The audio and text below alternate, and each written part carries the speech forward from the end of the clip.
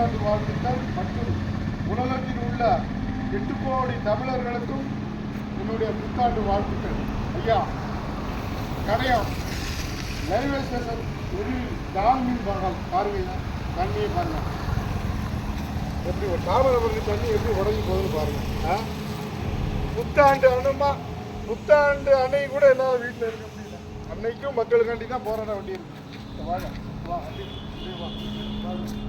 எவ்வளோ கஷ்டம் போகணும். பாவநாசம் தண்ணியா, குடிநீர் தண்ணி, சாக்கடைனா கூட நான் போட மாட்டேன். சாக்கடைனா கூட போகுதுன்னு விட்டுருவோம். குடிநீர் தண்ணி மக்களுக்கு இடையில எப்படி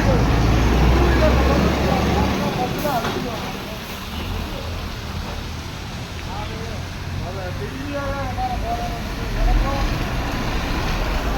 20 வயசு ஆகி போராடு.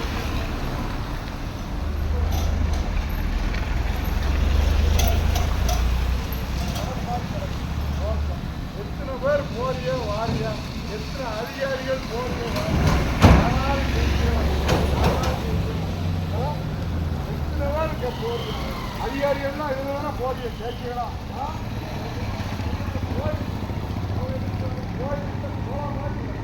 கோயிலுக்கிட்ட போல மாதிரி கிடக்கும். தண்ணி அடிக்கும்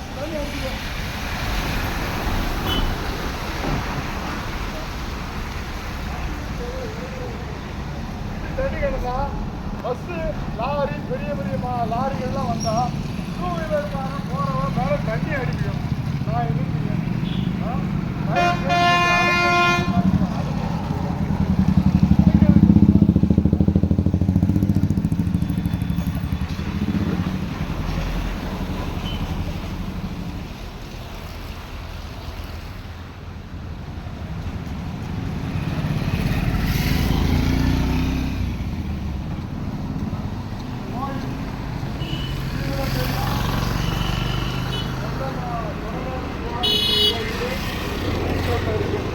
பஸ்ஸுலாம் எப்படி சாமி போவாங்க. சவதியாக கிடக்கும். பூரா தண்ணி உடஞ்சி இந்த பஸ்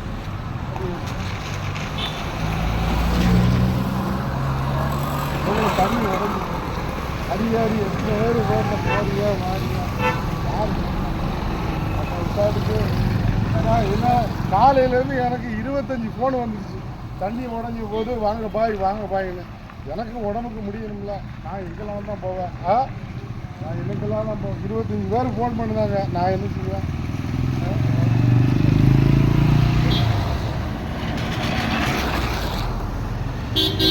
டூ வீலரில் வாரவங்க எவ்வளோ கஷ்டப்படுறான்னு பாருங்க. டூ வீலரில் வாரவங்க எவ்வளோ கஷ்டப்படுறான்னு பாருங்க. போகவே முடியாது. நான் அதிகாரிகிட்ட கெஞ்சி தான் கேட்குறேன். உடனே அடைஞ்ச தண்ணி குடிக்க தண்ணி இறைவன் கொடுத்த அருள் கொடையா, இறைவன் கொடுத்த அருள் கொடை. இதுல பாவம் தண்ணி, ஒரு சொட்டு தண்ணியை நம்ம வீணாக்க கூடாது.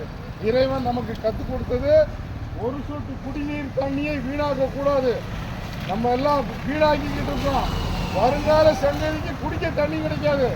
நான் உயிரோட இருக்கிறோம் மவுத்தா போறேன்னா எனக்கு தெரியாது.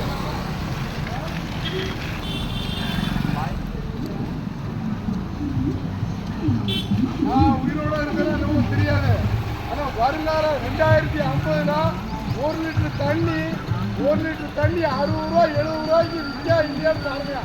நான் இன்னைக்கு இருக்கேன், அடுத்த நிமிஷம் மறந்து விடலாம். அது எல்லா கையில் இருக்கு. ஆனா 2050ல 1 லிட்டர் தண்ணிக்கு இந்த மக்கள் கஷ்டப்பட போறாங்களா இல்லையான்னு பாருங்க. எழுதி வச்சுக்கோங்க. தண்ணியை வீணாக கூடாது. குடிநீர் தண்ணி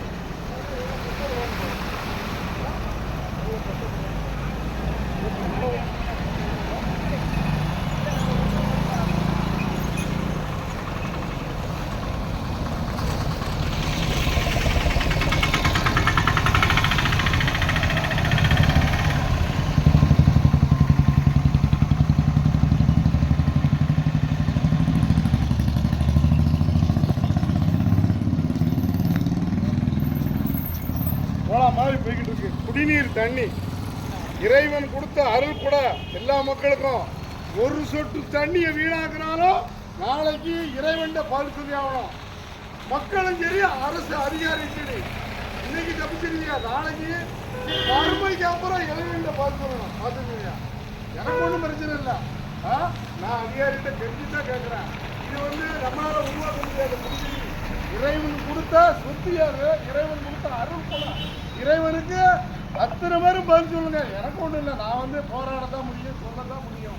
குடிநீர் தண்ணியை வீணாக்க கூடாதுன்னு இறைவன் சொல்லியிருக்காப்ல. இப்படி 6 மாதிரி போகுது. நான் என்ன செய்வேன்? தயவு செய்து அதிகாரிகள் கவனத்துக்கு கொண்டு வரேன்.